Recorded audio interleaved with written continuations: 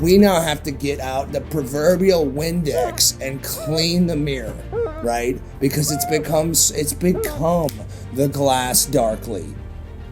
If it's a black mirror to begin with, the soot of the world doesn't matter.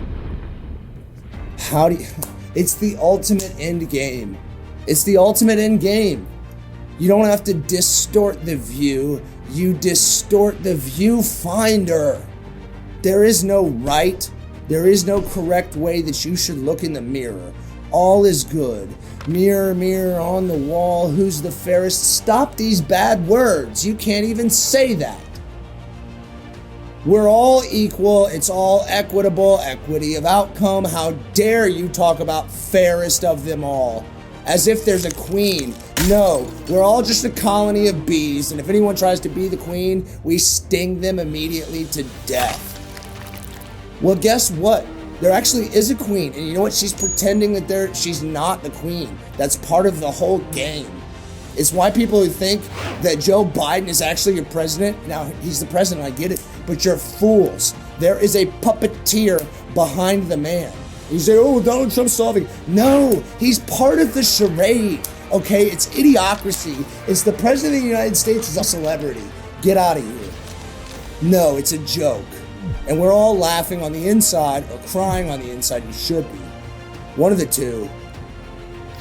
Caligula has married his horse.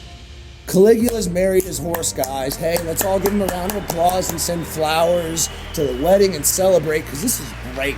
And if you say that it's not great that Caligula married his horse, you're a witch and we're going to burn you.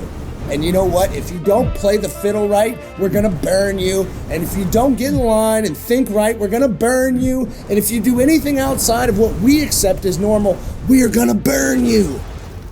Because that's the ultimate 1984 culture that they're moving towards. You say, this sounds rabid, this sounds irrational. No, it sounds like a slippery slope. It sounds like the end game, and you just haven't thought things through. People are allowed to think differently, be differently, engage in philosophies that are different, speak those philosophies to life.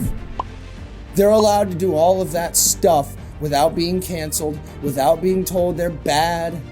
You know what? If you want to have standards, that's fine. I have standards too. But guess what? Applying them irascibly is the exact same thing that you're throwing stones at the literal stone throwers. Those of you who want to say that, oh, you Christians, you want to be against X, Y, and Z. Well, maybe you should think things through, because you're doing the exact same cancellation, if you want to call it. And all we're doing is saying, hey, this is an ideal. We're holding up the archetype. We're talking about a paragon. And if these words totally flow past you, you can blame the public school system and your own internal motivation or lack thereof. You can have principled things that aren't existent in reality. Good night. It's why we have a Messiah. It's why we aspire. No, that's not allowed either. Sorry, we'll conform. Because the Messiah is just like everybody else, by definition, right? Wrong. The Messiah is different than everybody else. And you know what else, by definition? The Messiah, there's a lot of people, I don't care what area you're talking about, there are people that will hate whatever Messiah you're talking about, and there will be people that love whatever Messiah you're talking about. Because that's the nature of the archetype Messiah, okay? You don't have to do anything. It's like the poet. He speaks and it sounds poetic. Oh, you're shocked. Stop the presses. The poet speaks poetry. The poet doesn't speak English. The poet doesn't speak Spanish. The poet doesn't speak ASL. Actually, the poet does speak ASL. And if you don't understand the language of the hand, if you don't understand sleight of hand, and that the poet would speak ASL, then I have other things to teach you, but you don't have ours.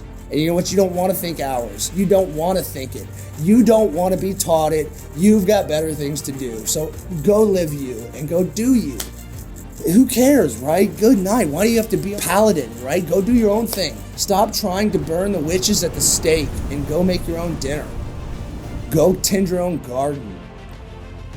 Creative inepts. Mental disciplinarians. You know, in middle school, there was the school brigade, and they were given badges to wear, and they had little belts, and they were deemed those who would be acceptable chaperones of appropriate behavior and statements.